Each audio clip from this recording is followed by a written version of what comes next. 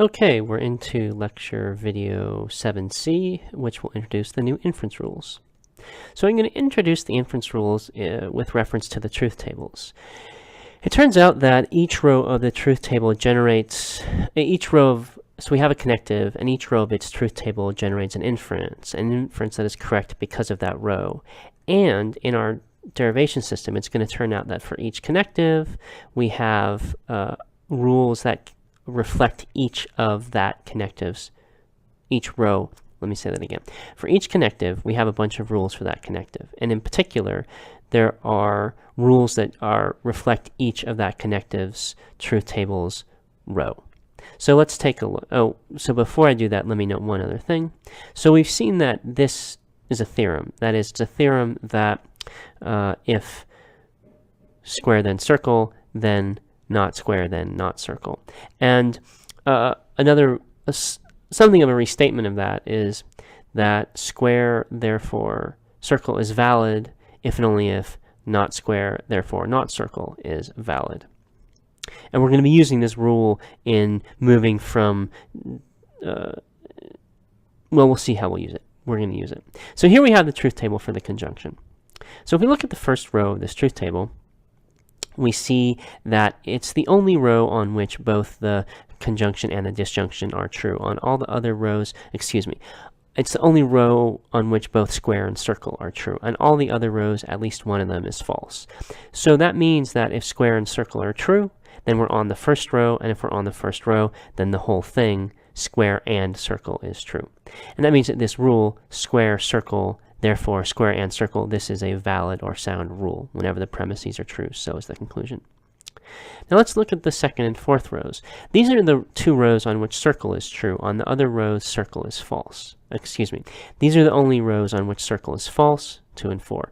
On the other rows, square is, wow. Let's try this once more. So, on rows 2 and 4, circle is false. On the other rows, circle is true. So, rows 2 and 4 are the only rows on which circle is false. Now, if we look, we see that not only is circle false on those rows, but also square and circle is false. And that means, suppose we learn not circle, that means we know we're on row 2 or 4, because those are the only rows on which circle is false. And since square and circle is also false on those rows, this inference rule, not circle, therefore not square and circle, is a valid inference rule. If one of the conjuncts is false, then the conjunction is false. And a similar observation for rows 3 and 4. These are the only rows on which square is false, and on both of those, square and circle is also false. So if we know that not square is true, we know that that means square is false. That means we're on row 3 or 4. And that means that square and circle is also false. And that means that this rule, not square, therefore not square and circle, is a valid rule. So these three rules together capture all of the rows of this truth table.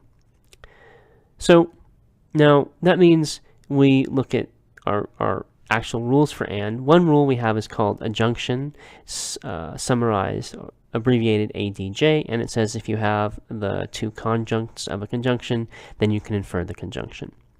Now we saw that these other two rules here on the left are also valid rules, and that together these all capture all the rows of the truth table. In fact, we're going to have rules that are the rules in our system are going to be transpositions of the second and third rule. So in particular, we have the rule square and circle, therefore circle. This is a transposition of that rule, right? It's if you can infer from one thing to another thing, then you can do, that's a good inference if and only if inferring from the negation of the second thing to the negation of the first thing is also valid. And we saw that that latter one is valid, and so this one is valid. And we call this simplification. We abbreviate it as S or SR, simplification right, because we're taking the right conjunct. And we also have a simplification left rule.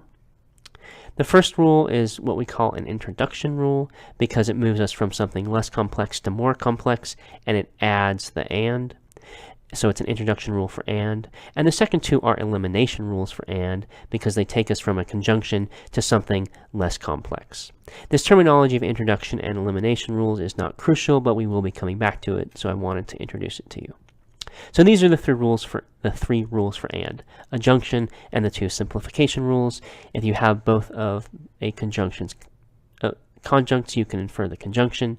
If you have a conjunction, you can infer each of the conjuncts. Okay, let's look at or. So here's the truth table for or.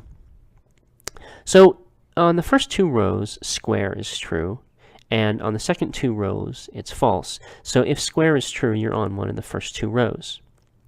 And if we look over at the truth value of square or circle, we see that square or circle is true on the first two rows. That means that this rule, square, therefore square or circle, is true. And similarly for circle, on the first and third row, we have circle being true, and those are the only rows on which circle is true. So if you know that circle is true, then you know that you're on the first or third row, and therefore square or circle is true, and so this is also a valid rule. So if you have either of a disjunction's disjuncts, you can infer the whole disjunction. If we are on so the last row tells us that if both of the disjuncts are false, then the whole thing is false. And that's the only row in which both of the disjuncts are false. So if we know that both of the disjuncts are false, then the whole thing is false, and therefore this not circle, not square, therefore not square or circle is a valid rule. Okie doke. So let's see what our system's rules actually are.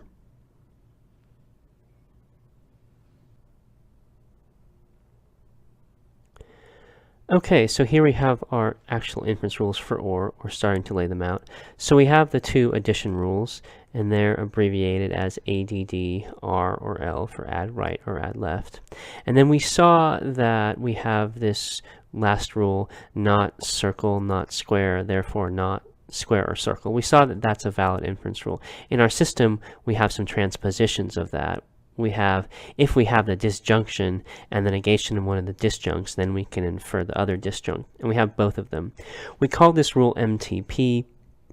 That stands for modus tollendo ponens, which I expect you to remember, well, maybe until the next slide. What you need to know is add right, add left, and MTP. And those are our rules, and they completely characterize the truth table for the for or.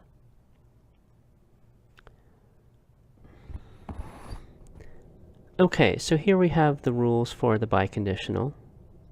They treat the biconditional as a conjunction of conditionals. So if we have the rule CB for from conditional to biconditional, and that says if you have both of the conditionals, you can infer the biconditional. And then we have the rule BC, BCL for BC left to right, which says if you have the biconditional, you can infer the left to right conditional. And the rule BC or BCR, which says if you have the biconditional, you can infer the right to left conditional, making up the biconditional. So here we have a list of all the rules. So we have adjunction and two simplification rules for the conjunction. For the biconditional, we have CB, which lets us infer the biconditional from both of the conditionals, and the BC rules, which let us infer both of the conditionals from the biconditional, and then we have the disjunction, which lets us infer, if we have either disjunct, we can infer the disjunction, and if we have the disjunction and the negation of one of the disjuncts, we can infer the other disjunct. So there they all are. Now, note that while we have a bunch of, well, so in chapter 1, if you wanted to get the sort of fundamental way to get a conditional was to do a subderivation. So you would write show the conditional, and then you'd eventually box and cancel with CD. So associated with the conditional was a method for boxing and canceling. But we didn't have introduction rules associated with the conditional. The MC rules are introduction rules for the conditional, but they're not primitive rules. We had instead a derivation method. Now, we don't have any derivation methods associated with our new symbols. So instead, if you want to get square and circle, you would need to use the introduction rules instead. So you'd have to get square, and then you'd have to get circle, and then you would apply a join to get square and circle. And one way in which you might set out to get the square and circle is you could do subderivations of them.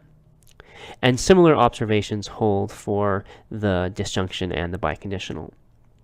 In the derivations homework you have for this unit, you won't need to worry about using the introduction rules really with the disjunction or the biconditional, or at least showing, but we will see in further units how to use the introduction rules strategically to get, if you need to show a disjunction or a biconditional, how to use the introduction rules to do that, or other methods to do it indirectly. So we'll see those as we proceed. Right now we don't need to worry about those. I just want to point out that that's something we're going to have to be looking into as we proceed.